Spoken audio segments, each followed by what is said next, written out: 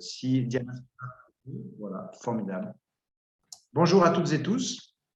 Bienvenue à ce webinaire organisé par l'IFEAC et en étroite collaboration avec l'Alliance française de Bichkek, dont je salue d'ailleurs la directrice par intérim Lola Roger qui est avec nous.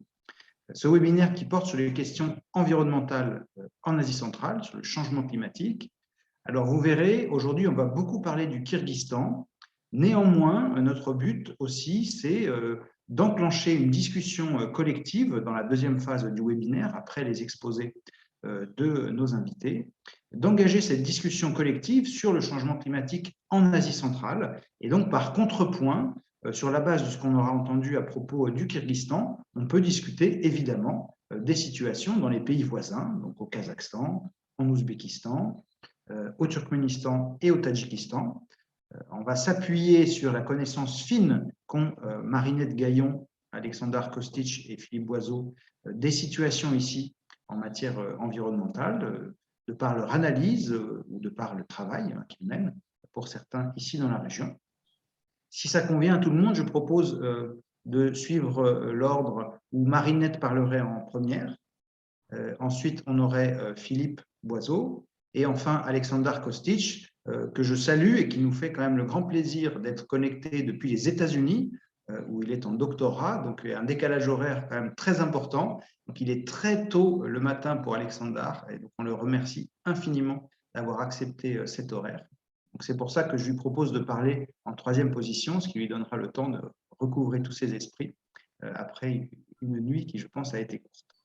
Voilà, donc j'en ai assez dit. Je vais donc introduire l'exposé de Marinette Gaillon. Marinette qui est étudiante en master de relations internationales à Sciences Po Lille et aussi à l'université de Kent. Elle est actuellement stagiaire à l'IFEAC. Son stage d'ailleurs se termine puisqu'en fin de semaine, en principe, elle ira rejoindre Almaty pour un autre stage. Son exposé s'intitule « L'activisme environnemental au Kyrgyzstan, entre héritage de l'URSS et mondialisation de la société civile », pour une dizaine de minutes, ce qui permettra de donner du rythme et d'avoir une succession d'exposés assez vivants et à la fin, bien sûr, une discussion qu'on espère nourrie. Marinette, la parole est à toi. Merci beaucoup. Merci pour cette présentation et merci pour l'organisation de ce webinaire. Alors, je vais partager mon écran, si j'arrive. Est-ce que vous voyez bien mon écran? Oui, très bien. Très bien. Alors, donc, pour ma part, ma présentation va effectivement se concentrer sur l'activisme, donc lié aux enjeux environnementaux, en se focalisant plus spécifiquement sur l'activisme environnemental au Kyrgyzstan. Donc, je vais d'abord revenir un peu aux sources, à l'émergence de cette société civile et de cet activisme. Bien sûr, l'émergence de la société civile en URSS, bien sûr très limitée, largement absente avant l'introduction de la glasnost par Gorbatchev. Mais il y a quand même une exception pour l'environnement. Ce sont les brigades étudiantes de protection de l'environnement. Donc, elles sont apparues dans les années 1960 plutôt, à la faculté de biologie de l'Université d'État de Moscou. Et ensuite, au cours des 20 prochaines années, elles se sont développées jusqu'à avoir presque 5000 étudiants qui faisaient partie. Et presque toutes les grandes universités, en fait, avaient leur propre brigade. Mais finalement, à part ces poches vraiment spécifiques de personnes qui étaient déjà sensibles, c'est à peu près tout. Mais avec la glasnost et vraiment l'ouverture politique des médias, la population a finalement pris là vraiment conscience de problèmes de santé, d'environnement, à cause de politiques qui favorisaient une mauvaise gestion des ressources naturelles. Et donc, cette ouverture médiatique a révélé au plus grand public, disons, les questions environnementales. Et donc, cet assouplissement a permis l'émergence de nouvelles associations d'abord, et ensuite a aussi facilité en général, disons, l'organisation de réunions, de manifestations, de pétitions.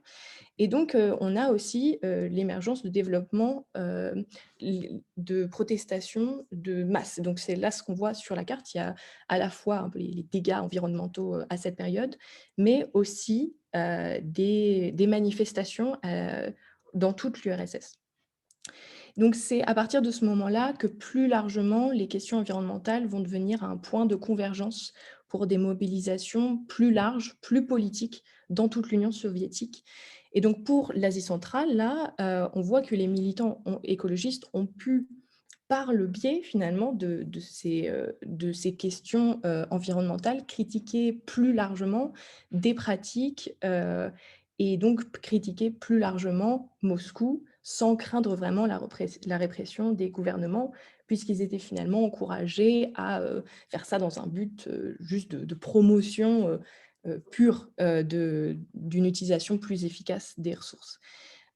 Et donc, ils ont ainsi pu critiquer, par exemple, la canalisation des ressources en eau, qui était vraiment dédiée à l'expansion de la monoculture du coton, ou le détournement des fleuves sibériens pour réalimenter la mer d'Aral.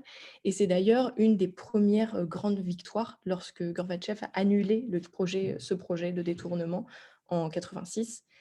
Donc c'est là où on voit que ces mouvements environnementaux sont en fait on est parti de ces revendications environnementales pour arriver à des revendications plus générales et aussi nationalistes.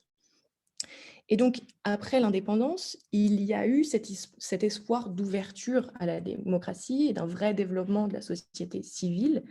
Et effectivement, au début, le président Akaïev a officiellement soutenu des initiatives qui visaient à créer des organisations. Donc, il y a eu une création de beaucoup d'ONG à cette période, mais même s'il y avait des origines nationalistes, comme on a vu, les ONG ont finalement vite été délaissées par le gouvernement et au contraire, le gouvernement a plutôt cherché à limiter leurs influences.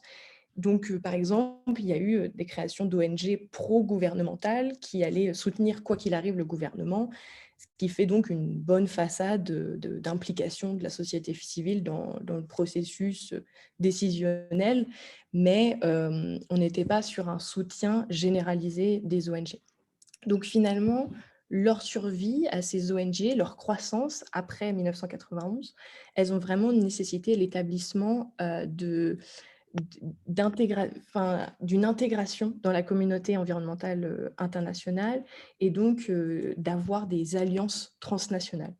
Donc au départ, ces ONG ont vraiment eu besoin d'une aide financière de donateurs d'ONG internationales, mais au fur et à mesure, ça s'est développé et il y a eu aussi plus de formation, plus d'équipements et juste une mise en réseau en général de ces ONG kirghizes. Donc, elles ont vraiment, on les a aidées là à se placer dans un système international avec les mêmes codes, les mêmes objectifs. Mais d'un autre côté, on peut aussi dire que finalement, cet activisme était plutôt dépendant. Au début des années 90, une dépendance à ces grandes ONG internationales. Donc aujourd'hui, qu'est-ce qu'on a comme héritage de cet activisme qui s'est donc d'abord construit un peu au sein de l'Union soviétique, puis un peu permis, et puis finalement qui s'est construit complètement à l'extérieur grâce à des soutiens extérieurs. D'abord, après le boom initial de soutien des donateurs internationaux, ça s'est finalement estompé à la fin des années 90. Donc, il y a eu, finalement, on a trouvé un peu plus un équilibre sur des objectifs internationaux, mais aussi régionaux. Donc ça s'est développé avec des liens de plus long terme. Mais finalement, le problème s'est situé plus au niveau de l'activisme en général par rapport à la population qui était limitée à cause plus de contraintes historiques, qui étaient vraiment par rapport à l'engagement civil. Puisque pendant l'Union soviétique, toutes les activités étaient contrôlées par l'État, bien sûr, et donc il s'est créé une sorte de société sablier. Donc avec une moitié supérieure constituée vraiment des élites et une moitié inférieure de citoyens ordinaires, de réseaux basés sur la famille et les amis. Et donc, comme la moitié inférieure gardait un contrôle fort sur la partie inférieure, bien sûr, les individus étaient plus à même, plus susceptibles de s'appuyer sur un réseau familial et d'amis. Et donc ça a fait vraiment partie intégrante de la culture soviétique. Donc, comme il n'y a pas de troisième secteur autonome de société civile, Cette organisation-là a conduit à vraiment l'isolation du haut et du bas, peu d'interactions entre les deux, et donc peu d'individus qui se sont vraiment investis dans la construction civile en général. Et donc, cette base qui s'était formée pendant l'Union soviétique, elle a continué après l'indépendance et elle s'est même renforcée, alors que forcément beaucoup espéraient l'inverse. Et donc, de nouveaux régimes avec beaucoup de promesses, finalement, la population s'est rendue compte que les nouvelles structures démocratiques servaient aussi les anciennes élites et rendaient plutôt plus riches ces élites et favorisaient la corruption. Donc, pour illustrer tout ça, je vais prendre l'expérience d'une activiste kirghize qui s'est engagée dans la protection de l'environnement dans les années 90. Donc, elle a vu toutes ces étapes. Et elle s'est vraiment engagée lorsqu'elle a commencé à enquêter sur les conséquences environnementales d'une entreprise canadienne, Centerra Gold, qui était du coup dans l'exploitation des mines d'or. Et donc, en 1998, des camions de cette entreprise, qui était plein de cyanure, s'est renversé dans la rivière. Et donc, à l'époque, elle travaillait dans un laboratoire de l'université. Le gouvernement a eu vent de ses recherches et a fait pression sur le directeur de l'université jusqu'à la faire licencier. Donc, en fait, c'est ce que vous voyez ici. Jusqu'en 1999, elle travaillait dans ce laboratoire. Et donc, à partir de ce moment-là, elle a commencé à travailler seulement dans les ONG et elle a reçu beaucoup de soutien international. Et donc là, elle a vraiment décrit ce phénomène que j'ai beaucoup expliqué en termes de donation, mais aussi en termes d'aide plus générale, de communication, de partage de connaissances et d'intégration dans ce réseau. Finalement, après ce premier épisode d'intimidation avec son licenciement, l'attitude du gouvernement, elle le décrit plutôt comme neutre. Et donc là, on a un peu une formule qui revient souvent quand on s'intéresse à ce sujet, c'est ni méchaet ni pamagaet, on ne dérange pas, mais on n'aide pas non plus. Donc en pratique, ça veut dire que des ONG comme la sienne, elles ne sont pas invitées aux conférences.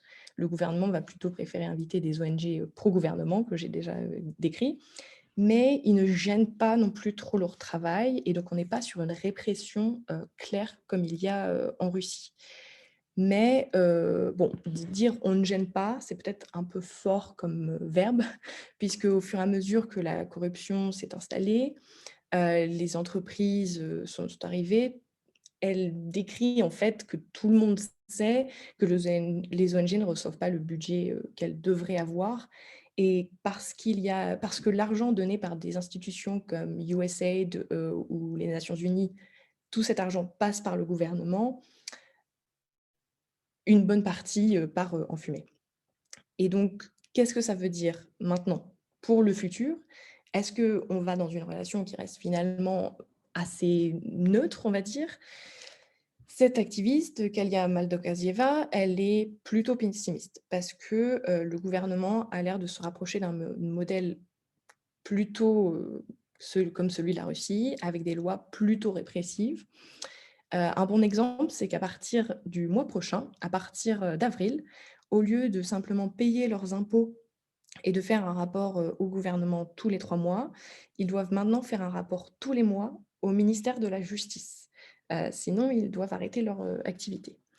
Donc ça peut rappeler une certaine loi en place actuellement en Russie, qui est la loi contre les agents étrangers, qui est aussi dans un souci de transparence des ONG. Et effectivement, il y a en fait des activistes ici, pro-gouvernement et des députés, qui proches plutôt de la Russie, qui ont proposé l'établissement d'une loi contre les agents étrangers. Donc d'aller encore plus loin et de vraiment aller dans d'avoir une loi similaire.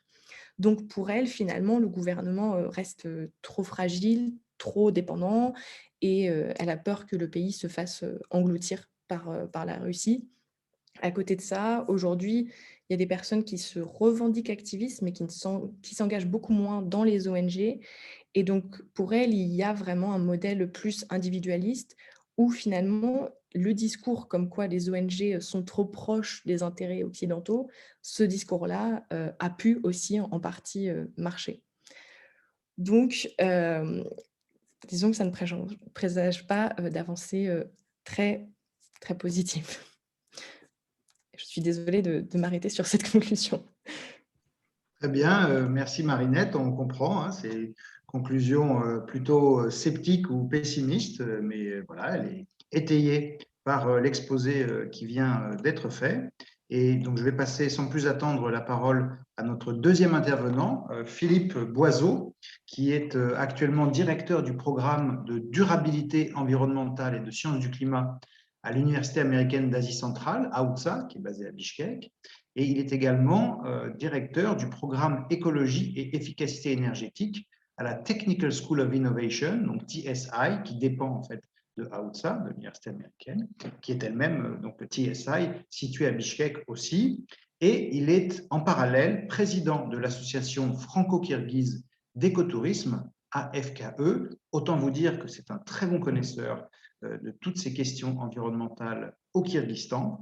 Et je lui donne la parole pour une présentation qui s'intitule « Protection et renaturation des espaces verts de Bichkek au Kyrgyzstan, l'exemple du projet Écoparc ». Philippe, tu as la parole pour une dizaine de minutes. D'accord. Bonjour à tous à nouveau, et puis merci à l'IFEAC et puis à toi Adrien pour l'invitation pour ce webinaire. Et donc je vais partager maintenant la présentation.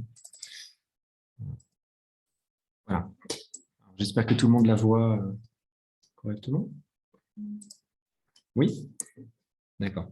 Donc, comme l'a dit Adrien, en fait, mon exposé aujourd'hui concerne la protection et renaturation des espaces verts de Bichkek au Kyrgyzstan, et en particulier l'exemple du projet Écoparc. Alors, c'est un projet qui concerne le plus grand espace vert de la ville de Bichkek en termes de superficie et en termes de nombre d'arbres présents. Donc, c'est un projet qui a été mise en place par l'association franco-kirghize d'écotourisme en collaboration avec l'université américaine d'Asie centrale et la mairie de Bichkek. Voilà. Alors, je vais revenir un petit peu dans mon exposé sur l'origine de ce projet. Voilà, quelle était la situation au départ, pourquoi est-ce important de protéger un espace vert comme celui-ci, montrer un petit peu les aménagements, tout ce qu'on a fait en termes d'action.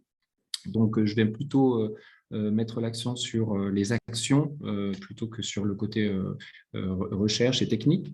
Et puis ensuite, je vais parler un petit peu sur les développements, l'intégration avec les communautés locales, la population et l'importance de ce type de projet pour comment dire, une vision plus durable en fait, des villes. Donc, juste un petit problème technique. Voilà. Donc, comme vous pouvez le voir ici, en fait, sur cette carte, c'est le parc Karagachia-Rocha, donc, est le plus grand espace vert de la ville de Bichkek. Donc, comparé aux autres parcs de la ville, vous pouvez voir la différence en fait de taille. Donc, le deuxième parc le plus grand, ça doit être le jardin botanique à Bichkek. Donc, on peut voir l'importance déjà rien qu'en termes de taille, de superficie, et puis par les canaux en fait qui sont présents dans ce parc, qu'il s'agit vraiment d'un espace vert très important pour la ville. Ici, vous avez différentes photos en fait prises à différentes saisons, donc printemps, été, automne, hiver, qui montrent aussi toute la diversité et puis l'importance que peut avoir ce parc au cours des saisons. Donc, juste pour revenir sur l'histoire en fait, de ce parc, il a été créé donc, au 19e siècle par un horticulteur russe qui s'appelle Alexis Fetisov et ses étudiants.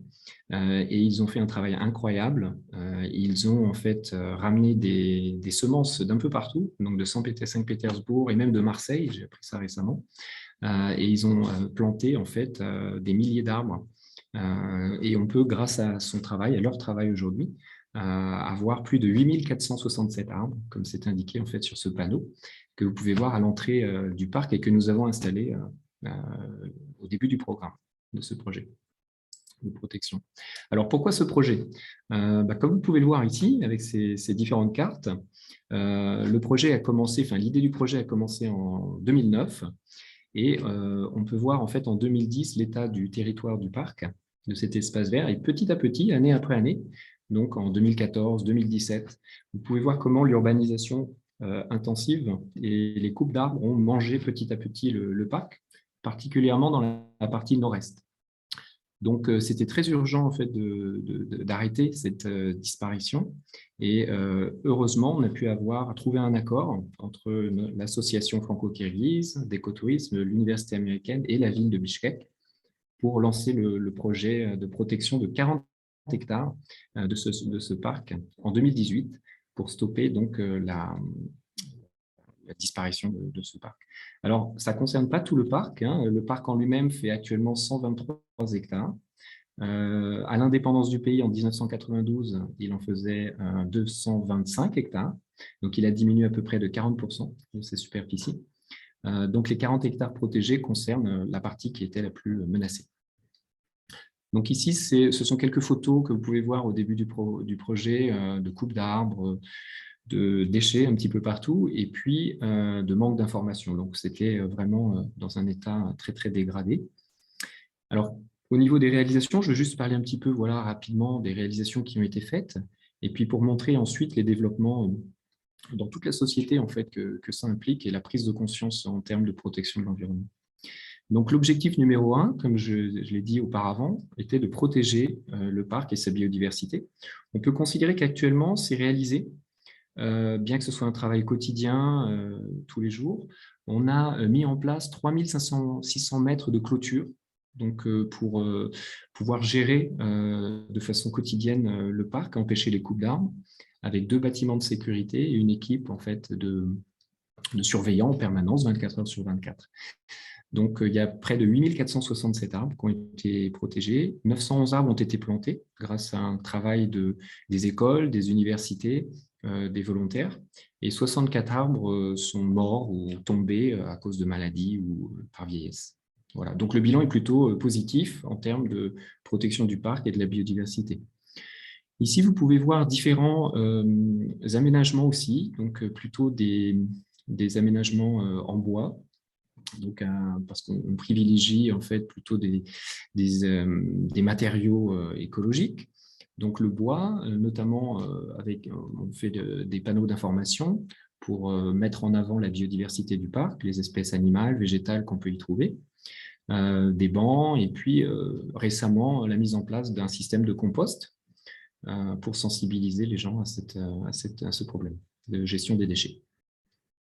Donc ici, succinctement, je ne vais pas rentrer dans le détail, mais il y a pas mal d'équipements autres en bois, notamment des biotoilettes, donc des bancs ronds, des ponts. Donc il y a 7 km de chemins, par exemple, qui ont été mis en place pour qui sont surveillés et entretenus constamment pour courir et marcher. Donc c'est une vision un petit peu des parcs à l'européenne qu'on a essayé de mettre en place ici à Bichkek.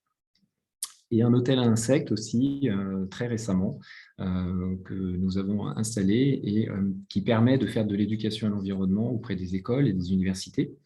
Notamment, en fait, les panneaux d'information sont le résultat d'un travail réalisé par des étudiants, des professeurs de l'école technique d'innovation, la TESAI à Bichkek, et puis de l'association. Je parle rapidement en fait de tout ce qui concerne la sécurité, parce que beaucoup de gens, justement, après l'indépendance, hésitaient à aller dans ce parc en raison de la criminalité qui avait beaucoup augmenté. Donc, la réputation du parc était vraiment pas très bonne jusqu'au 2010 à peu près. Et puis, avec le début du projet, donc, il y a eu des systèmes de caméras qui ont été mis en place, de vidéosurveillance, de sécurité, ainsi que des matériels anti-incendie. Et du coup, les gens ont moins peur en fait, de venir au parc. Et donc, on a ce développement ce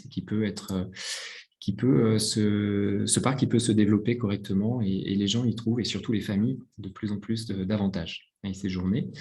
Et pour la ville, c'est un bénéfice en termes de baisse de la criminalité. 100% en fait a été de la criminalité a baissé dans ce territoire puisqu'il y a une surveillance constante. Là, vous voyez en fait il y a 31 caméras, donc c'est très important parce qu'on a beaucoup de dégradation au départ.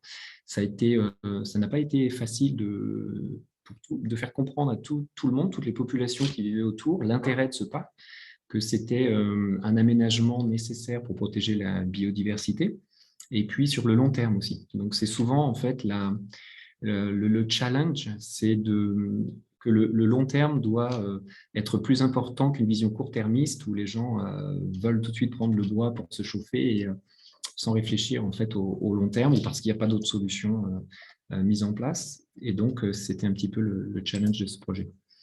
Alors, ça n'est pas seulement limité à une protection de la biodiversité. Il y a aussi des programmes d'élevage en fait qu'on a mis en place d'espèces locales, notamment des tortues, ce qu'on appelle les tortues de Horsfield, et puis les faisans kirghizes qui sont inscrits dans le livre rouge du Kyrgyzstan. Donc, qui existent naturellement en fait, qui existaient naturellement dans les parcs de la ville, et puis dans la vallée de Choui, où se situe Bichkek pendant de nombreuses années. Mais en raison de l'urbanisation, en raison de la capture de ces animaux pour la revente, ces animaux ont diminué au cours du temps. Et donc, l'idée, c'est aussi de les préserver ici et puis de refaire des populations importantes afin de les faire recoloniser les espaces verts de la ville. Voilà, donc il y a 2 programmes. On organise des visites pour les étudiants, les élèves dans toute la ville pour leur faire connaître le comportement en fait, de ces animaux, pour essayer de faire en sorte qu'ils aient plus d'interaction avec la nature en ville et d'essayer de créer peut-être à moyen terme des vocations aussi. Voilà. Le deuxième objectif, c'était donc, comme vous l'avez vu avant avec les photos, de sensibiliser le plus grand nombre de personnes, surtout les jeunes, à la protection de l'environnement. Donc là, je ne vais pas rentrer dans le détail, mais toute une liste de visites, de cours aussi qui sont organisés au sein du parc, des ramassages de déchets, des festivals et des visites pour les enfants, notamment des autistes. En fait, on a une première visite novembre dernier pour des enfants autistes et ça a très bien marché parce qu'on a des ânes, par exemple, dans le parc et ça crée une bonne interaction pour les enfants autistes qui en ont bien besoin. Donc, il y a des choses à développer certainement en ce sens-là, surtout qu'il n'y a pas grand-chose en fait, pour eux, malheureusement, en termes d'activité de ce genre à Bichkek. Donc, d'autres photos avec plein d'étudiants qui collectent les déchets, qui aident à planter des arbres et puis à mieux connaître aussi, qui apprennent à mieux connaître en fait, les arbres qu'on peut trouver à Bichkek, dans la ville. Et donc, ça aide à mieux protéger les espaces verts en général dans la société. Nous avons collecté grâce à eux, grâce à toutes les actions des volontaires, des professeurs de TESAI, de l'Université américaine et des étudiants, près de 250 tonnes de déchets depuis octobre 2018. Donc, juste pour vous donner une indication, sur 40 hectares, et c'est juste un parc de la ville. Donc, on peut imaginer en fait le travail colossal dans les autres parties de la ville, dans les autres espaces verts. C'est un problème général qu'on peut retrouver à Bichkek. Donc ici, en fait, vous avez aussi des photos des nouvelles plantations d'arbres qui ont été faites. Donc près de 258 pins en fait, ont été plantés avec des volontaires et des étudiants sur la partie nord du parc. L'avantage des pins, c'est qu'ils restent toujours verts. Et donc en termes de photosynthèse, c'est aussi un avantage. On ne se limite pas non plus aux animaux, il y a aussi la création d'un jardin des espèces en voie de disparition du Kyrgyzstan. Donc là, vous pouvez voir une photo avec tous les étudiants de l'université américaine et de l'école technique d'innovation de Bichkek qui ont participé à la création l'année dernière de ce jardin des espèces en voie de disparition. Et on peut maintenant trouver 7 espèces en voie de disparition qui sont inscrites donc, dans le livre rouge des espèces en voie de disparition du Kyrgyzstan dans ce parc. Donc les espaces verts sont aussi un moyen de préserver en fait, des espèces qui sont en voie de disparition dans d'autres endroits du pays, du Kyrgyzstan.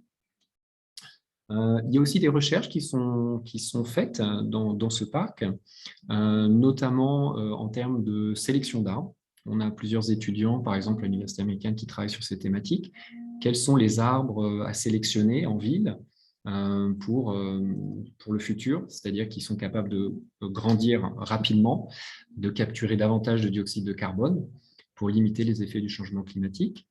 On a eu aussi une étude environnementale sur les faisans sauvages et captifs pour pouvoir mieux les réintroduire par la suite dans le parc.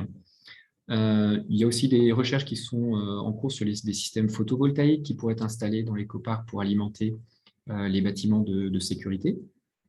Et puis, on mesure aussi le niveau des eaux souterraines pour voir année après année, ou selon les saisons, l'impact du changement climatique.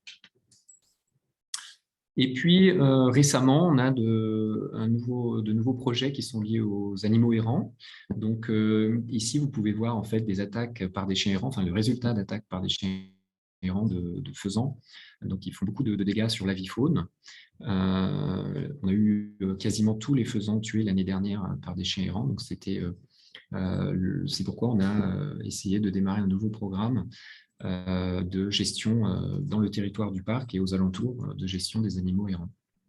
Et on a eu le soutien de la Fondation Brigitte Bardot à cette occasion et de différents partenaires internationaux en Inde pour aider sur ce sujet. Vous pouvez voir ici 2 jolies photos à gauche d'un hibou local, donc on trouve à Bishkek, un bébé hibou, et puis à droite un faucon. Donc ils ont été tous les 2 attaqués par des chiens errants, donc on les a gardés pendant 3 semaines au parc, et puis après on les a relâchés. Donc c'est juste pour montrer qu'en fait que tout interagit. En fait, les espaces verts, les oiseaux, la façon dont les hommes en fait vont impacter l'environnement, et puis également le problème des animaux errants qui sont connectés à la gestion des déchets également. Donc c'est un tout qu'on ne peut pas dissocier. Donc, tout ça, bien sûr, n'aurait pas été possible sans tous nos partenaires, donc partenaires institutionnels, la mairie de Bishkek, comme je disais, le ministère français aussi de l'écologie, qui a labellisé ce projet en 2015 comme un projet COP21, donc important pour la mobilisation de la société civile sur la thématique du changement climatique, l'ambassade de France au Kyrgyzstan, bien sûr, et puis l'université américaine et l'école technique d'innovation. Et puis, on a beaucoup de partenaires qui sont venus petit à petit permettre le développement de ce programme. Donc, notre association, bien sûr, la région Centre-Val de Loire, le département du Loiret, parce que notre association a une représentation dans le Loiret, l'ambassade d'Allemagne au Kyrgyzstan à travers le Fonds pour le climat, et puis la Fondation Brigitte Bardot qui œuvre plus sur la gestion des animaux et des populations de chiens errants. Voilà, donc je ne voulais pas être trop long. J'espère que ça donne une idée un petit peu du travail qui est fait sur cet espace vert, sur les problématiques qui y sont liées. Et puis le message un petit peu que je voulais faire passer, c'est qu'on ne peut pas dissocier en fait tous ces sujets, et la protection et le développement des espaces verts est très très important. Et à travers mon expérience, je me rends compte que beaucoup de thématiques liées au développement durable sont liées à la protection des espaces verts, que ce soit la gestion des déchets, protection de la biodiversité, l'impact du changement climatique ou les effets d'îlots de chaleur en ville. Tout ça se concentre en fait sur les espaces verts. Donc leur protection et leur aménagement est vraiment très important et en particulier pour les villes d'Asie centrale. Voilà, je vous remercie de votre attention. Merci beaucoup, cher Philippe. Donc, c'est parfait. On a un timing qui est vraiment très cadencé. J'en suis très content. Et d'ailleurs, vous pouvez voir dans la boîte de discussion les remarques de notre ambassadeur ici en République kirghize, François Delahousse, ambassadeur de France, qui fait un certain nombre de commentaires, donc il est très actif dans la discussion et c'est formidable. Et je suis sûr que tout à l'heure, on aura des échanges avec lui. Maintenant, j'en profite pour pour présenter plutôt, parce que c'est un anglicisme de dire introduire, pour présenter notre 3e intervenant. Je suis vraiment très heureux qu'on l'accueille aujourd'hui parce que donc Aleksandar Kostić, qui est doctorant en anthropologie à l'université de Princeton, donc aux États-Unis, qui travaille sur l'activisme environnemental. Il nous fait vraiment le plaisir et l'honneur d'être connecté alors qu'il est très loin. Et donc, c'est tôt le matin, je le remercie. Et c'est un bel exemple aussi pour aujourd'hui, cette semaine de la francophonie, puisque l'IFEAC organise le webinaire en étroite collaboration avec l'Alliance française de Bishkek, à l'occasion de la semaine de la francophonie Bishkek 2022. Et donc, c'est vraiment un plaisir de donner la parole à Aleksandar Kostić, qui va nous parler du sujet suivant, la conservation de la biodiversité au Kyrgyzstan, les discours sur la tradition et les réalités post-socialistes. Aleksandar, tu as la parole. Merci beaucoup pour l'introduction et pour l'organisation et l'invitation. C'est mon première fois de présenter mon recherche en français, pas seulement cette recherche, mais en général. Et c'est, je crois, très approprié pour la semaine de francophonie. Mon thème est très similaire avec le thème de Marinette, mais dans un contexte très différent, contexte de la conservation de la biodiversité. Et comme on va voir, c'est un contexte de complètement différentes relations entre l'État, le gouvernement et des organisations locales et étrangères non gouvernementales. Cette présentation est fondée sur mon recherche ethnographique au Kyrgyzstan de juillet 2019 à août 2021, année 2021.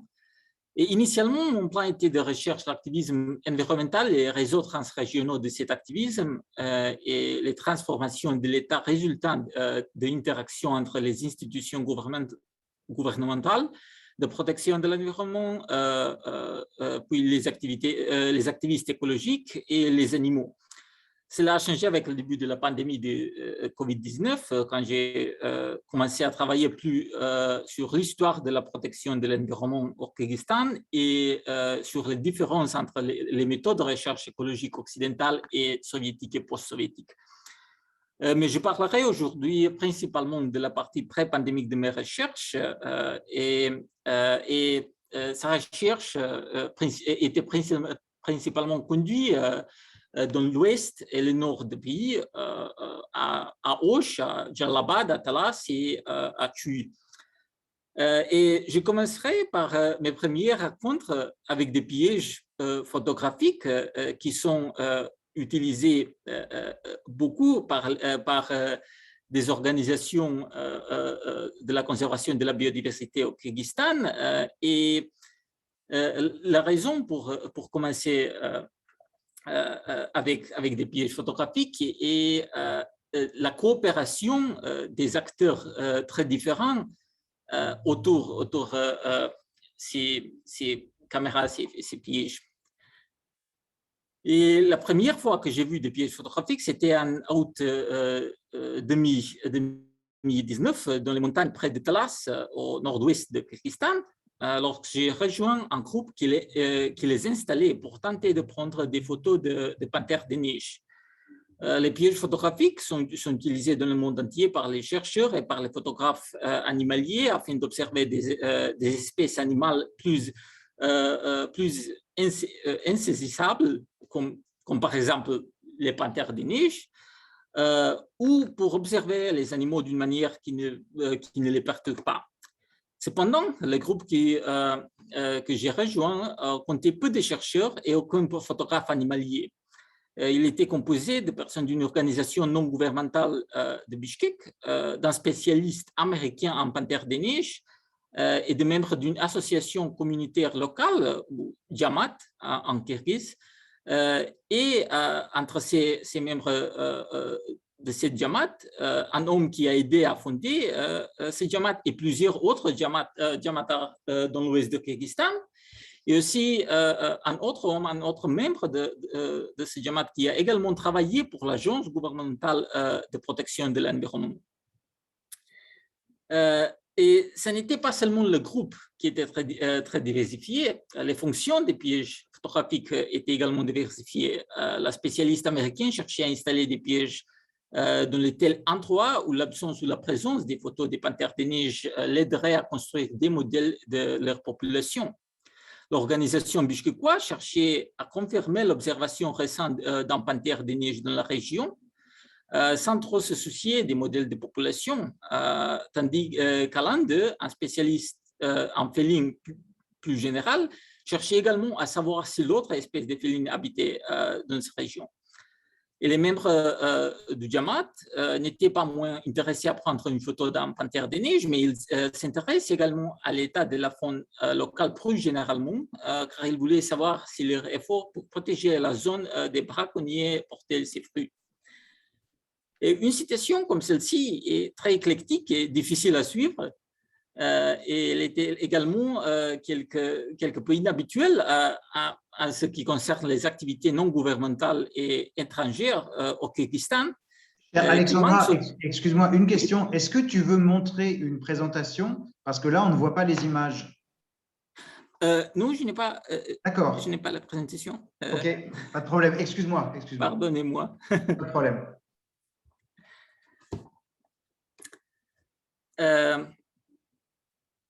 Oui, mais c'était très éclectique et ce n'est pas habituel pour l'organisation non gouvernementale à Kyrgyzstan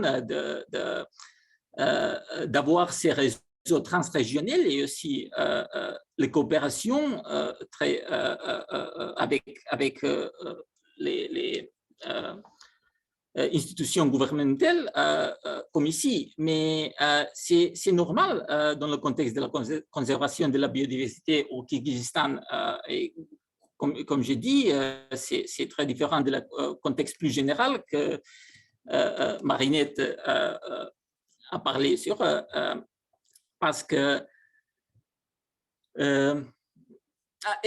les causes de ça sont les transformations post-socialistes dans la protection de l'environnement. Les piliers principaux de la conservation gouvernementale de la biodiversité au Kyrgyzstan des années 1960 à aujourd'hui sont d'une part le travail des gardes-chasse sur la lutte contre le braconnage et la surveillance de la faune. Cependant, la capacité des gardes-chasse gouvernementaux à s'acquitter de leurs fonctions a été considérablement réduite depuis les années 1990 en raison d'un grave sous-financement pendant les dernières 30 années. Ceci, bien sûr, a coïncidé avec d'autres aspects de la transformation post-socialiste, notamment le développement d'une nouvelle forme de société civile, et nous avons eu la chance d'écouter plus à ce sujet dans la présentation de Marinette. La seule question que je dois ajouter à ce stade est l'ouverture significante, mais pas illimitée, de l'État pour transférer une partie du travail gouvernemental sur la conservation de la biodiversité à des acteurs non gouvernementaux.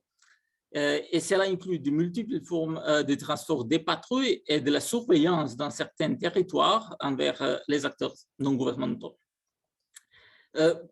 comme les Jamaat locales. Ceci est bien sûr très intéressant du point de vue de l'anthropologie de l'État et de transformation de la souveraineté, mais aujourd'hui, je me concentre plus sur des aspects pratiques de cette transformation. Et dans la suite de ma présentation, je me concentrerai sur deux tensions dans le segment conservationniste de la société civile, qui est à la fois post-soviétique et mondialisée. La première de ces tensions est en rapport avec la fondation et le fonctionnement continu des Jamatar conservationnistes, qui sont souvent ceux qui font le travail quotidien de conservation. Et c'est aussi souvent que les gardes-chasse gouvernementaux sont aussi membres de ces Jamatar, de ces organisations locales. Ces Jamatar sont généralement fondés en deux manières. Certains d'entre eux utilisent explicitement le discours de la tradition kirghize d'opposition contre la chasse excessive, qui provient principalement de l'épopée Kodjoudjache, qui raconte l'histoire d'un chasseur prolifique qui ne parvient pas à vaincre sa vanité et qui continue à chasser même lorsqu'il n'a plus un besoin pratique de chasser. Et même après avoir reçu un mot dire de Kai Beren, la nature personnifiée à une buquetin, et puis le chasseur meurt à cause de cette malédiction. Mais les autres Jamatar, travaillant sur la conservation, cherchant simplement à compléter le travail gouvernemental défaillant sur les patrouilles et les surveillances de la nature. Et essentiellement, ils suivent la notion soviétique. Et ce n'est pas seulement une notion soviétique, mais à l'origine soviétique dans le cas du Kyrgyzstan. C'est la notion de la nature qui les entoure comme quelque chose qu'on doit gérer activement. Et ils suivent la méthodologie soviétique pour le faire, de patrouiller, de lutte contre les braconniers et de surveiller la nature. Mais à travers le moyen post-socialiste d'utiliser une organisation de la société civile, comme un Jamaat par exemple, pour le faire à manière reconnaissable et légitime. Et il est également important de souligner ici que la période post-socialiste est une période d'incertitude idéologique et économique au Kyrgyzstan et aux quelqu'un d'autres pays de l'Europe et de l'Eurasie post-socialiste, et de souligner le potentiel pas toujours réalisé d'organisation de la société civile pour fournir à la fois un revenu et une raison d'être. Quelle que soit la raison de fonder un Jamaat écologiste, il a besoin d'argent pour fonctionner. Et pour beaucoup d'entre eux, cet argent ne peut provenir que des sources étrangères auxquelles ils n'ont souvent pas directement accès. Pour obtenir l'accès d'argent étranger, il est nécessaire pour ces Jamaatars qu'ils se rendent visibles et lisibles pour les donateurs étrangers et pour quelqu'un qui peut relier les Jamaatars aux donateurs étrangers, par exemple des organisations écologistes à Bishkek ou des activistes bien connectés et de renommée nationale. Il y a deux manières habituelles de procéder avec ça. L'une consiste à formaliser le statut du territoire dans lequel un Jamaat opère en tant que territoire naturel protégé, ce qui est en effet un objectif de certains Jamaatars écologistes, mais ce n'est ni toujours le cas, ni toujours possible de le faire. L'autre façon est de dépeindre le Jamaat comme une communauté locale cherchant à s'adapter ou à accroître sa résilience face au changement climatique et à ses effets sur leurs moyens sur ces moyens et sur la biodiversité locale. D'une part, cela dépeint les Jamaatars comme beaucoup plus représentatifs de la communauté locale dans son ensemble qu'ils ne le sont souvent. Dans la pratique, ils sont probablement mieux décrits comme une version rurale des ONG. Et d'autre part, cela les conduit parfois à s'engager dans des projets qui n'ont pas de lien direct avec la lutte contre le braconnage, qui était leur objectif principal. Et cela nous amène à la deuxième tension. La plupart des projets internationaux imaginent les habitants des montagnes non européennes d'une manière très particulière, comme des sujets indigènes postcoloniaux avec des liens traditionnels avec la terre, peu de voix politiques, peu d'éducation au-delà de ce qui est obligatoire, et comme des sujets qui doivent être consultés et non blessés dans des projets écologistes, mais pas des sujets qui peuvent mener ces projets. Une telle caractérisation des populations rurales non européennes est simpliste et problématique partout, mais surtout dans l'espace post-socialiste, dont l'histoire diffère des histoires coloniales des autres continents.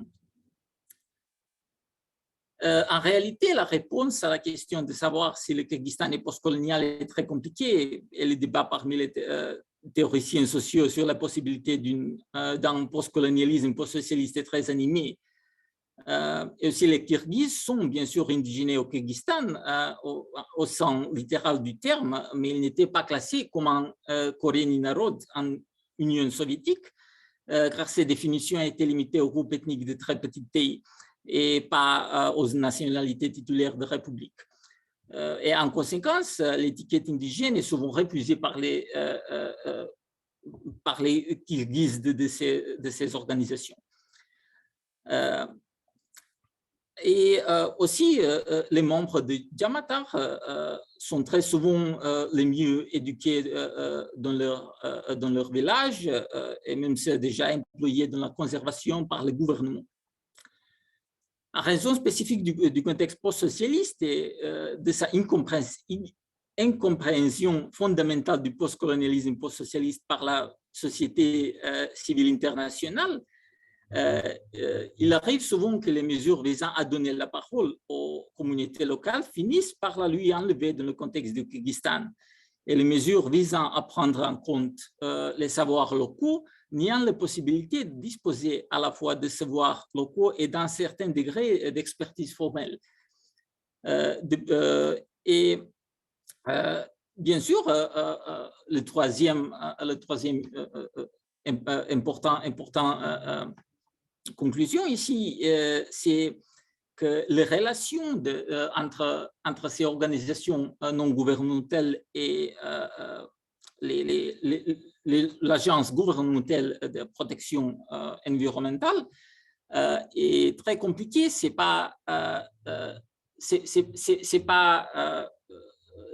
très difficile de séparer les deux parce que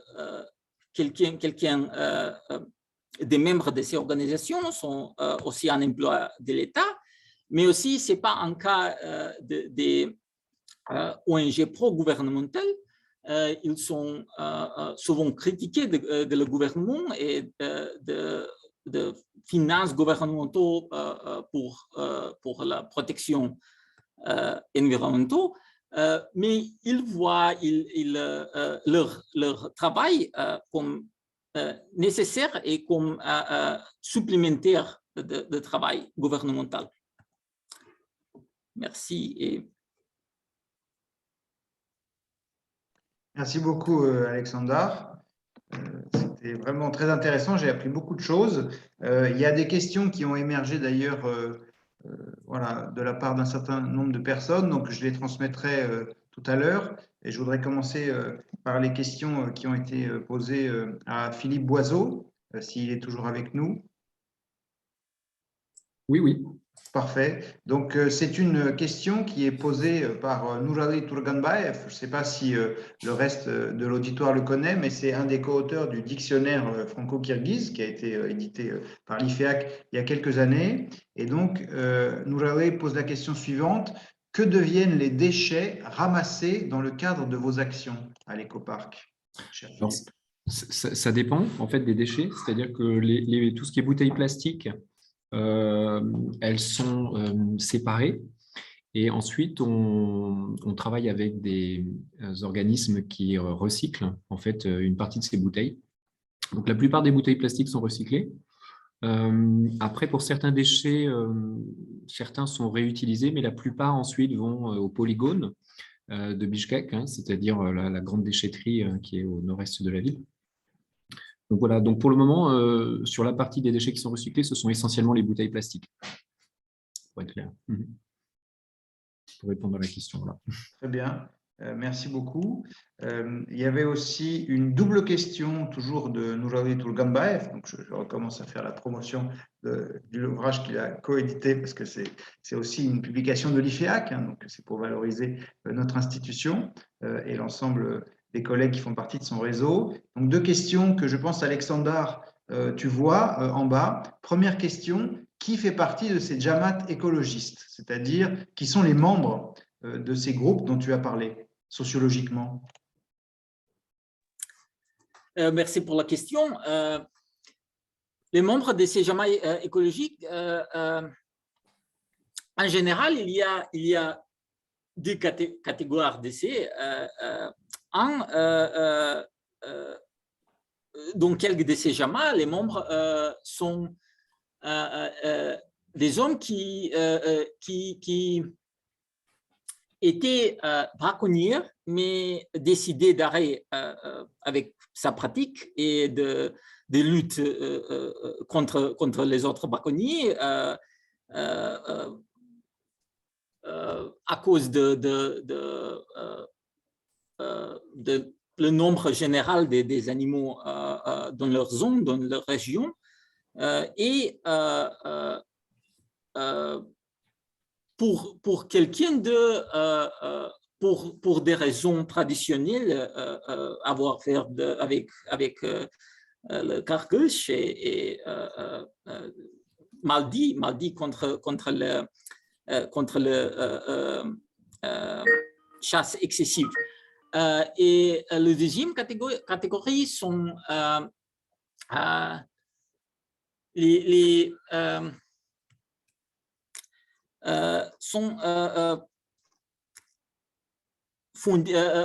sont commencés par des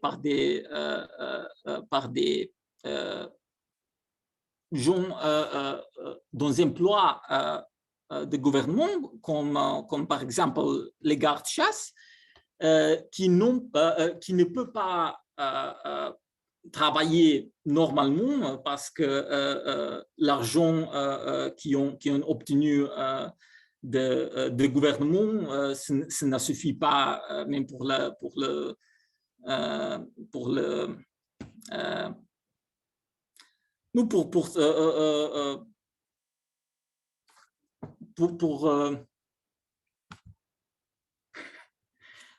j'ai oublié le mot. C'est pas très grave, mais on comprend l'idée. Il y a une deuxième question Oui. qui est un peu liée à la première. Est-ce que tu peux donner des noms de ces Jamaat? Comment ça s'appelle? Non, je ne peux pas parce que je dois protéger les identités de mon informant. Ben oui, on Et comprend. dans mon dissertation, j'utilise des noms fictionnels. J'écris sur les Jamaat réalistes qui existent dans la réalité, mais des noms que j'utilise sont fictionnels. C'est tout à fait normal, hein, et c'est un impératif de protection des sources, donc on anonymise, Oui. voilà, dans le travail anthropologique, bien sûr. On comprend très bien. Merci Alexandre pour cette précision. Alors, je ne sais pas si Philippe Boiseau a vu, il y avait une question qui lui était adressée de la part de Lola Roger, de l'Alliance française de Bichkek. Pourrait-on avoir le contact des organisations qui recyclent le plastique et les bouteilles en plastique? Moi, il me semble qu'il y a aussi beaucoup d'individus qui, en fait, ont une activité d'une certaine manière spontanée, qui est une activité économique de subsistance, qui récoltent dans les containers de poubelles dans la ville, les bouteilles de plastique et qui les emmènent justement après, me semble-t-il, au polygone. Mais voilà, toi, tu as sans doute d'autres informations. Oui, il est comment dire, des compagnies aussi les rachètent à ces personnes, hein, aussi. Donc, voilà, donc j'ai répondu en fait en privé à Lola, mais je peux aussi partager avec d'autres les contacts en fait des compagnies qui travaillent dans ce domaine. Ouais. Très bien. Eh ben, comme tu as la parole, on peut aussi poursuivre avec une autre question qui t'a été posée par François Perrodin. Avez-vous vu une évolution du comportement des voisins autour du parc et une plus grande adhésion à l'idée écologique, ou est-ce juste une répression qui marche? Alors, c'est une très bonne question parce que ça dépend beaucoup en fait des familles et des gens qui vivent autour. Pour certains, oui, il y a une adhésion. Pour d'autres, en fait, c'est plus la répression, entre guillemets. Donc, on a un peu les deux types. Ce qu'on peut constater, par contre, c'est que les gens, comment dire, qui adhèrent davantage sont des gens qui vivaient déjà à Bichkek depuis longtemps et que la plupart des personnes, disons, qui ne sont pas qui n'adhèrent pas forcément aux idées écologiques ne sont pas des personnes qui sont depuis longtemps à Bichkek, en fait, qui viennent d'autres régions ou des régions au sud ou autres, des différentes régions rurales. Donc, c'est un petit peu voilà, le challenge qu'on a, c'est de faire passer notre message auprès du plus grand nombre, quel que soit leur lieu, etc. Mais ça dépend. Donc, on a les deux cas. Très bien, merci beaucoup. Est-ce qu'il y a dans l'assistance des gens qui souhaiteraient poser des questions? Comme c'est un webinaire ouvert, vous pouvez directement allumer votre micro, voir votre caméra et poser la question. Il suffit juste qu'on établisse un ordre de passage. Donc, vous pouvez écrire dans le chat et dites-nous si vous voulez poser des questions, parce que je pense que les exposés de Marinette, Philippe et Alexandre doivent quand même susciter des commentaires ou des interrogations. Là, j'en vois une d'ailleurs qui vient d'être envoyée dans le chat par Olivier Ferrando, que je salue, ancien directeur de l'IFEAC. Donc, je peux lire la question. Je pense que Pour élargir la réflexion sur l'ensemble de la région, auriez-vous écho de mouvements écologistes transnationaux mobilisant également des associations de la société civile du Kazakhstan et d'Ouzbékistan? Voilà. Alors, question à tous les trois, en fait. Est-ce que vous avez déjà entendu parler, peut-être sur la Panthère des Neiges, hein, d'ailleurs, notre ambassadeur François Delahousse, tout à l'heure, parlait des différents organismes qui interviennent sur cette question. Il me semble que c'est aussi un enjeu de protection au Kazakhstan, dans les montagnes, qui sont vraiment voisines, hein, de Bichkek. Peut-être, Philippe, tu as une idée? Je crois qu'il y a le Snow Leopard Trust, oui, qui, pour la Panthère des Neiges, comme tu évoquais, en fait, travaille sur différents pays. Donc, le Kazakhstan. Pour l'Ouzbékistan, je ne suis pas sûr, mais entre le Kazakhstan, le Kyrgyzstan, même le Pakistan, l'Inde, en fait, c'est un travail de plusieurs pays.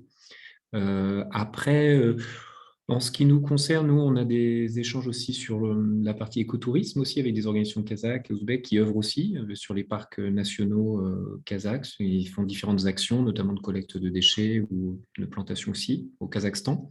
Avec l'Ouzbékistan, moins. Mais à ma connaissance, ça reste plutôt au niveau national et ensuite des coopérations qui peuvent s'échanger lors de workshops ou de séminaires, en fait, ou d'échanges d'expériences. C'est ce que je peux dire. Notamment, d'ailleurs, les travaux qui sont menés par Alcel Mourzakoulova, donc au Mountain Society Research Institute, qui vient en fait d'être valorisé par Ronan Lesquer, un des membres du public et qui travaille chez Acted et que je salue aussi. Voilà des gens qui, je crois, animent des discussions à l'échelle régionale et notamment avec d'autres personnes qui sont plutôt localisées au Tadjikistan, puisque comme un certain nombre de personnes ici le savent, hein, la University of Central Asia, qui est beaucoup soutenue par la fondation Aga Khan, est très active aussi au Tadjikistan. Il y a une association active aussi au Tadjikistan qui est le Malinki Zimlia, je crois. Il y a des coopérations avec le Kyrgyzstan aussi sur certaines thématiques. Donc, je pense, il y a des échanges qui ont lieu entre les pays.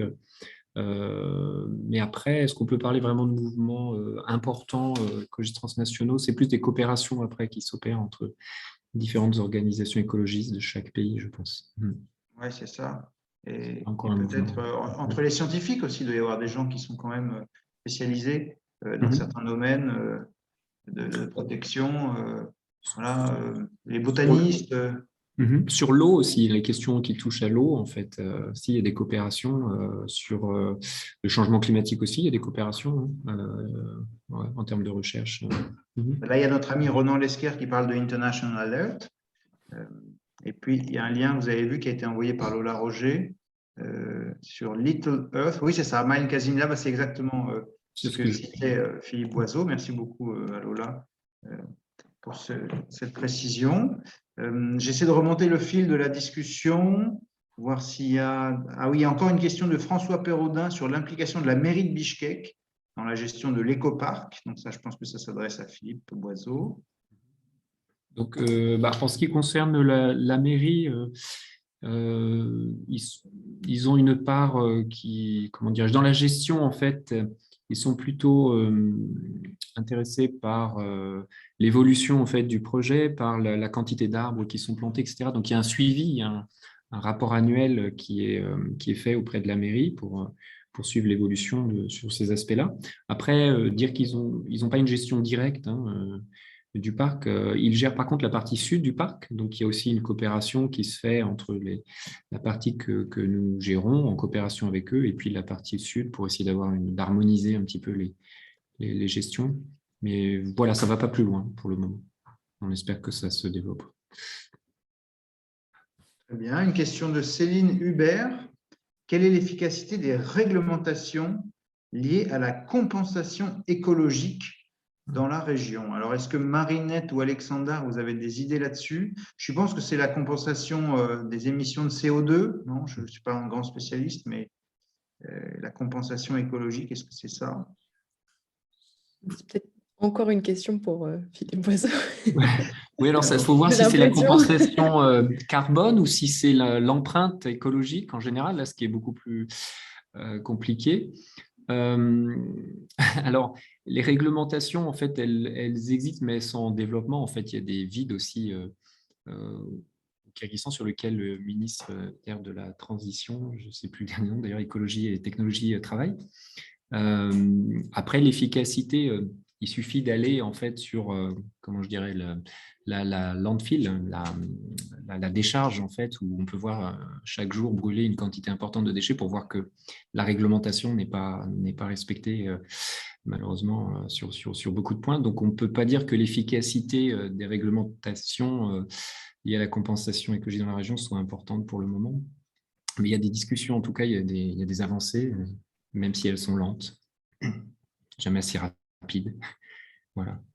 D'accord. Alexandre, est-ce que toi, tu as une idée de la manière dont on doit conceptualiser justement la compensation des émissions, la compensation écologique, parce que moi, je ne suis pas un spécialiste. Ni moi, je n'ai pas travaillé sur des compensations. Je sais que des organisations qui travaillent principalement sur CO2 sont à Bishkek, mais je ne travaillais pas beaucoup avec eux et je ne sais pas si l'on travaille, s'ils travaillent sur la compensation ou pas. Et même en Asie centrale plus générale. Mais un thème un peu intéressant avec CO2 et, en Asie centrale, c'est en relation de l'utilisation d'électricité et des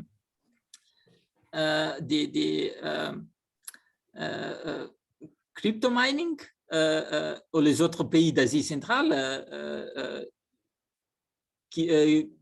comme Tadjikistan, Ouzbékistan, Kazakhstan, qui ont fait crypto-mining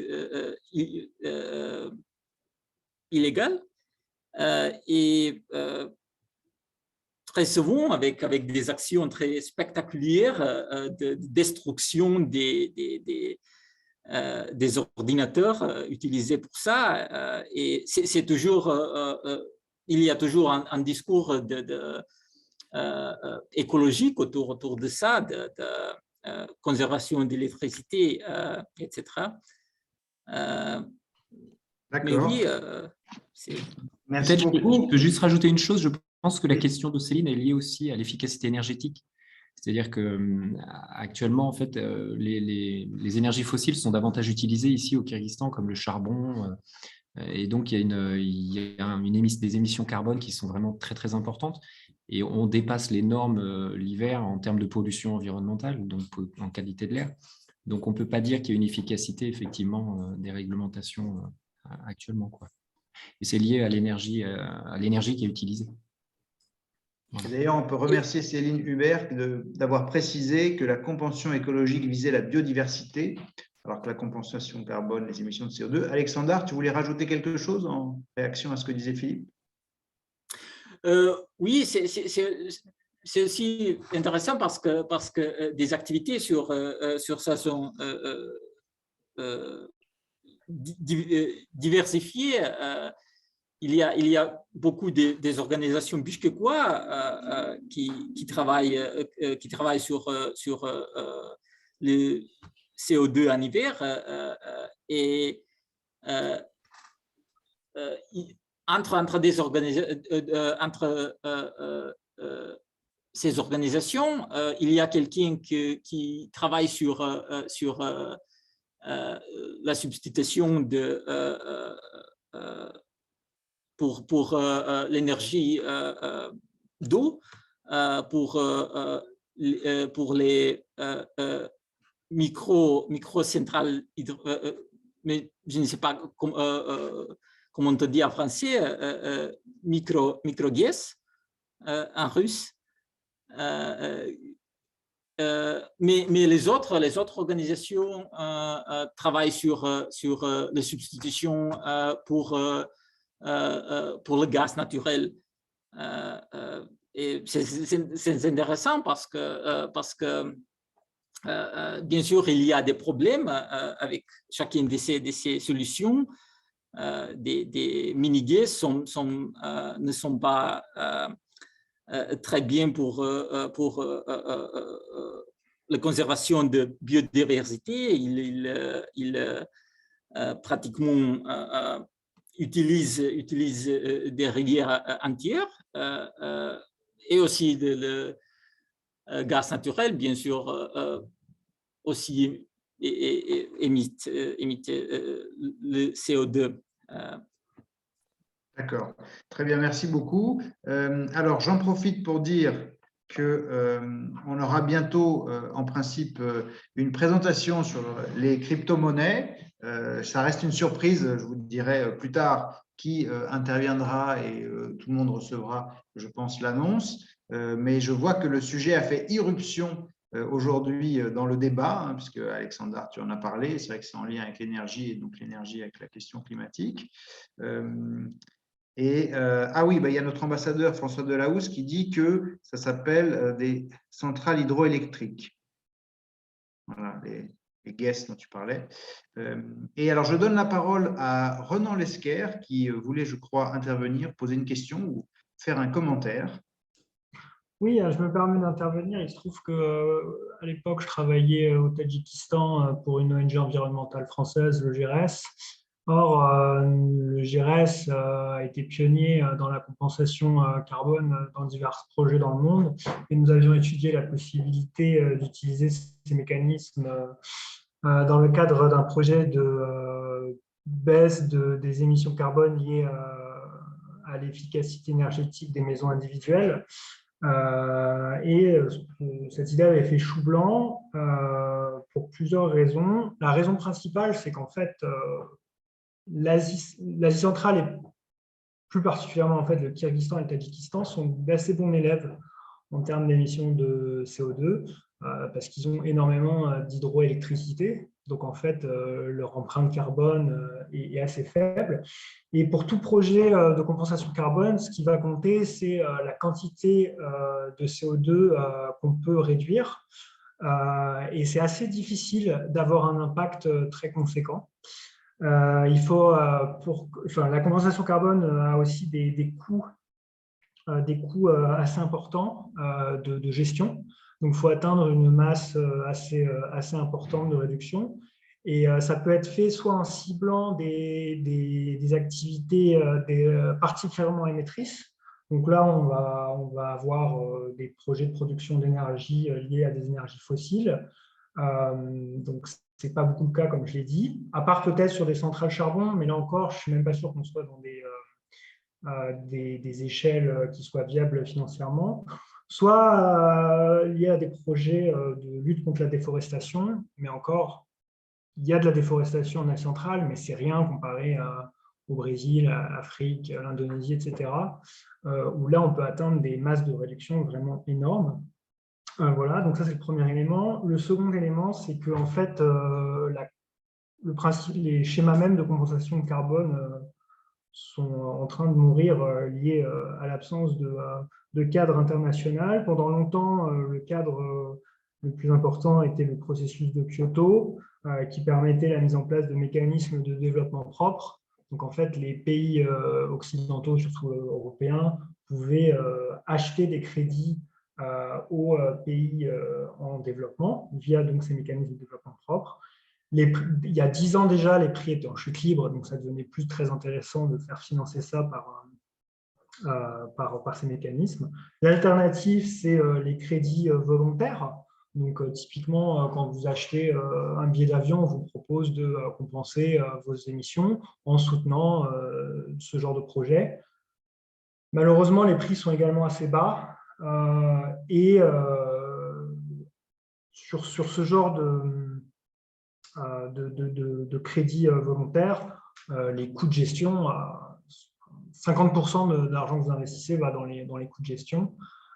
Et voilà. Donc en conclusion, à ma connaissance, il n'y a pas eu de gros projets de compensation carbone via ces mécanismes et il y a très peu de perspectives qu'il y en ait dans le futur. Je ne pense pas que les usines de crypto-monnaies, les Bitcoin Farms seront éligibles, tout simplement parce qu'elles ne respectent pas le critère principal qui est l'additionnalité. C'est-à-dire que si vous voulez faire en sorte que votre projet de baisse des émissions de CO2 soit éligible à ce genre de crédit, il faut que vous prouviez que si votre projet n'est pas mis en place, cela créerait des émissions en plus. Or, je ne sais pas comment expliquer ça, les crypto-monnaies se financent d'elles-mêmes. Donc, c'est dur de justifier un investissement en crédit carbone. Alors, je l'ai fait court, ce n'était peut-être pas très clair, mais voilà, en gros, je n'ai pas trop d'espoir de réduire les crypto-monnaies via les mécanismes de compensation carbone. Voilà, c'est tout pour moi.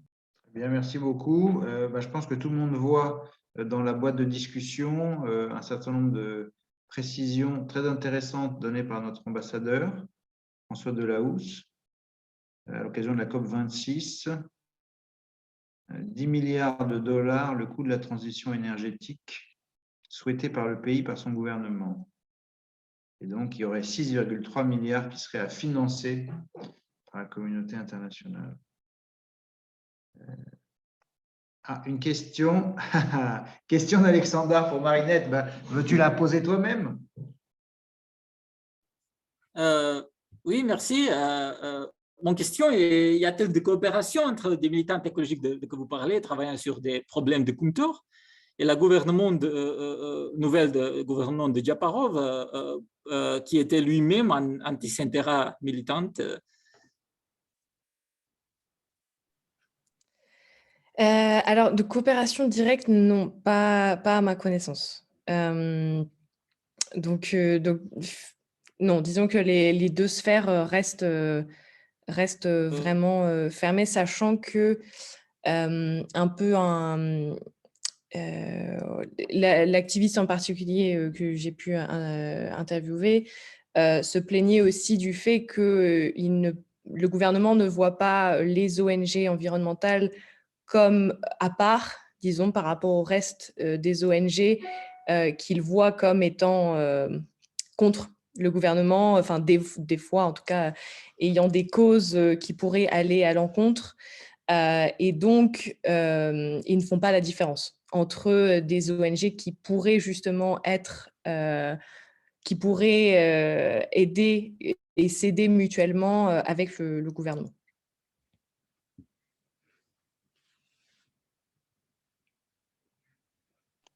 Merci Marinette. Alors, Olivier Ferrando se demande s'il y a des financements de l'État.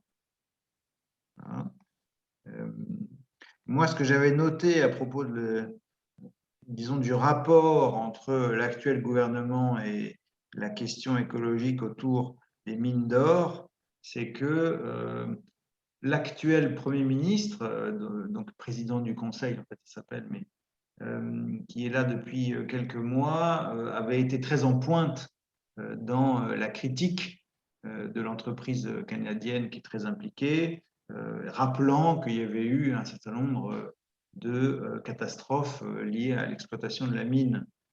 Donc voilà, ce n'est pas un lien direct, mais il y avait ce rappel des événements dont tu as parlé, Marinette. Ça, je m'en souviens. Très bien. Y a-t-il d'autres prises de parole? Des gens qui veulent faire des commentaires, veulent poser des questions, nous faire des observations?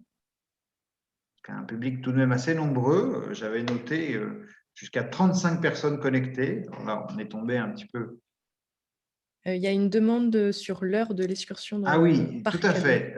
Cher Philippe, il y avait une demande circulant sur l'heure à laquelle commençait l'activité de demain à l'écoparc. Donc, demain, l'excursion commence à 9h30. Voilà, donc pour la plantation. Et puis ensuite, il y aura un déjeuner aux alentours de 11h, 11h30 qui sera proposé avec un bon plof qui sera préparé. Donc, on vous invite tous à venir pour planter. Alors, le début sera peut-être un petit peu frais parce qu'ils annoncent un petit peu une météo un petit peu froide au début, mais après, on risque normalement d'avoir du beau temps. Donc, ce serait… Voilà. Vous êtes tous les bienvenus. Et je me permets de rappeler qu'il s'agit d'une plantation, n'est-ce pas? C'est une plantation, pardon, oui. Donc, il y aura une plantation au début de différentes espèces d'arbres. Ensuite, il y aura un tour et un petit déjeuner, en fait, qui sera proposé. Voilà. Enfin, un déjeuner au parc, en pleine nature. Oui, parce que le petit déjeuner au plof, c'est un peu dur quand même. Voilà. Donc, bien sûr, ce sera un déjeuner. Donc, il y aura du chakarap, plof, voilà, tout ce qu'il faut. Donc, pour les courageux qui auront planté leur arbre, il y aura un déjeuner qui est prévu. Et le tout dans le cadre de la semaine de la francophonie. Bien sûr. Pour du plof, je suis prêt à me lever tôt et à affronter le grésil, s'il le faut. Voilà. Très bien. D'autres commentaires? Est-ce qu'on m'entend? Bonjour à tout le monde. Est-ce qu'on Très m'entend? bien, oui, on vous entend, bien sûr. Ouais. Juste une petite réflexion à propos des actions de Philippe Boiseau, qui gère cet organisme d'écotourisme. En effet, hier aussi, j'avais noté, hier soir aussi, que le problème de la plastique, des bouteilles en plastique et puis des sacs en plastique qui traînent partout devient un problème très, très important au Kyrgyzstan. Parce que moi, en tant que guide-interprète, j'accompagne beaucoup. Et chaque fois, quand on s'arrête avec les gens pour prendre des photos, parce que l'endroit est très beau, donc on se heurte avec un tas de déchets. C'est presque partout. Hein. Donc, je pense de plus en plus sur comment résoudre ce problème. Parce que selon moi, le problème vient de la population locale qui n'est pas très, très sensibilisée au niveau des déchets. Pour un local, pour un nomade, pour un berger ou pour quelqu'un, pour un citadin aussi, jeter un sac en plastique ou une bouteille en plastique vidée comme ça dans l'air, ça ne pose pas un problème. Mais finalement, ça pose des grands problèmes. Et puis, ce que je proposerais à Philippe Boiseau aussi de peut-être travailler avec les écoles aussi dans la ville, justement pour sauver ce Karagachova Rocha, ce parc écologique, justement pour sensibiliser les enfants. Parce que selon moi, si on sensibilise les enfants dès bas âge, donc les enfants des écoles primaires, ça donnerait plus d'effet parce que je suis bien d'accord avec toutes ces actions écologiques où on nettoie. Donc, on continue à nettoyer, mais les gens continuent à jeter leurs déchets parce qu'ils ne sont pas sensibilisés. Donc, comment résoudre ce problème? Est-ce qu'on peut, par exemple, en tant que un grand lutteur contre les déchets en plastique, j'envisage de travailler avec une école, avec une classe primaire dans la région d'Atbaché, justement pour donner plus d'informations, pour plus de sensibilisation aux enfants de cette école primaire. Hein. Et ma question à Philippe, est-ce que vous envisagez de travailler, par exemple, avec des écoles de Bishkek, justement, pour sensibiliser les enfants? Merci. Alors, merci beaucoup. Merci pour ta question, Nourali, c'est vraiment important. Alors, on travaille déjà avec les écoles de Bishkek et de Kant aussi, pas seulement sur les déchets, la protection de l'environnement, mais sur la protection des animaux aussi. Donc, on fait des interventions dans les écoles, il y a des publications qui sont faites, donc on essaie de les sensibiliser au maximum. On travaille pour le moment avec une vingtaine d'écoles, les plus proches du territoire du parc, et on a aussi commencé dans d'autres endroits de Bishkek. On va développer ça sur Bishkek, bien sûr. Mais je dois dire que le problème des plastiques, c'est un problème mondial. En fait, ce n'est pas seulement au Kyrgyzstan. Malheureusement, on a dépassé cette année, la pollution plastique et chimique a dépassé les limites de la planète. Je sais pas si… donc, ça veut dire qu'il y a du plastique partout et malheureusement, on va vivre avec. En fait, partout dans l'eau, quand vous faites des analyses de l'eau, on a des microparticules de plastique. Donc, pas seulement au Kyrgyzstan, mais on retrouve des microparticules même à moins 11 000 mètres dans les fosses Marianne maintenant. Donc, toute la chaîne alimentaire est contaminée malheureusement. Et donc, il faut le seul moyen, c'est d'arrêter en fait le plastique, comme ce qui a été fait en Europe par la Convention de Basel, arrêter de vendre du plastique dans les supermarchés et autres. Et c'est à mon avis le seul moyen, parce que tant qu'il y a du plastique, il y en aura, même si on éduque les gens, le temps est malheureusement trop court. Si on veut s'en sortir, il faut que ce soit complètement interdit, et au moins dans les supermarchés, d'éviter de donner des sacs comme ça pour un somme. Et je crois qu'il travaille sur ça, le ministère de l'écologie ici au Kyrgyzstan. Ils travaillent sur ça depuis un certain temps, dans le cadre de la Convention de Basel. Et j'espère que ça va être mis en place au Kyrgyzstan déjà. Ça serait bien parce que… Vraiment, sinon, malheureusement, c'est important de faire le travail avec les écoles, mais ce n'est pas suffisant en fait. Il faut vraiment… réduire la quantité de plastique. Au parc, on voit tellement de plastique, et maintenant, même avec les fast-foods qui sont arrivés, KFC depuis 2-3 ans, on a encore plus de plastique en fait qui arrive, parce que la jeunesse kirghize veut vivre comme la jeunesse européenne, voilà, et donc le fast-food, c'est très pratique pour pique-niquer, et malheureusement, il y a des plastiques encore en plus grand nombre. Oui, mais le problème de la jeunesse kirghize, c'est qu'elle n'est pas du tout sensibilisée au niveau de déchets. C'est vrai aussi qu'il y a le reste de sa nourriture, ça ne pose pas un problème pour la majorité des jeunes. Mais il y a un changement. On peut voir quand même qu'il y a des très bons produits au Kyrgyzstan, plein de produits biologiques organiques, et malheureusement, on voit qu'il y a un changement et que les habitudes alimentaires vont changer. Et pour la jeunesse, surtout à Bishkek, et ça peut être il y aura une évolution. Dans l'avenir. Si on travaille tous ensemble, si on agit, si on peut faire quelque chose. Ensemble, voilà, on peut faire quelque chose pour changer un peu au côté positif des choses. Là, je ne sais pas si vous avez vu, il y a aussi une question de notre collègue géographe à la Sorbonne, Alain Cariou, que je salue. Pourquoi intituler l'action sur le parc d'écotourisme? Pourquoi l'intituler écotourisme, en fait, plutôt qu'un projet de nature en ville? C'est peut-être lié à l'intitulé de l'association franco-kirghize d'écotourisme? Non, alors le nom du parc est écoparc, donc c'est plutôt parc écologique. C'est pas lié à l'écotourisme, en fait. C'est pas le nom écotourisme qu'on voulait mettre en avant.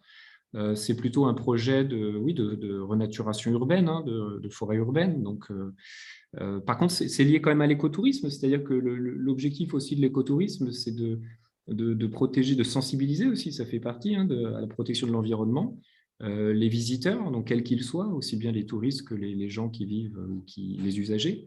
Et puis voilà, donc c'est pas illogique de faire un lien avec écotourisme, mais le nom est écoparc, donc parc écologique plutôt, pas forcément écotourisme. Très bien, merci beaucoup. Et s'il n'y a pas d'autres commentaires ou de questions, j'ai très envie de proposer à notre ambassadeur de France au Kyrgyzstan, François Delahousse, un petit mot conclusif, s'il est d'accord. Vous m'entendez? Oui. Écoutez, merci beaucoup. Merci aux intervenants. Merci à l'IFEAC. Merci aux participants, parce qu'il y a eu beaucoup de questions et beaucoup de remarques. Je crois que ça a été très interactif, très vivant. Évidemment, on s'est plutôt concentré sur le Kyrgyzstan. On a eu un peu de mal à dépasser les limites du pays, parce que nous avions 3 intervenants spécialisés, bien sûr, sur ce pays. Mais bon, moi, je suis ambassadeur au Kyrgyzstan, ça ne m'a pas gêné plus que ça. C'était même d'autant plus intéressant pour moi. Je voulais vous signaler qu'on a eu un très beau succès hier soir pour l'ouverture de la semaine de la francophonie, avec la projection du film Notre héritage, Legacy, de Yann Arthus Bertrand au cinéma Alato, avec projection suivie d'une visioconférence avec le grand photographe et écologiste convaincu qui est Yann Arthus Bertrand, en visioconférence depuis la France. Et ça a été très agréable pour moi, alors que souvent les auditoires sont un petit peu timides, surtout quand ils sont relativement jeunes et estudiantins. Il y a eu une très belle participation.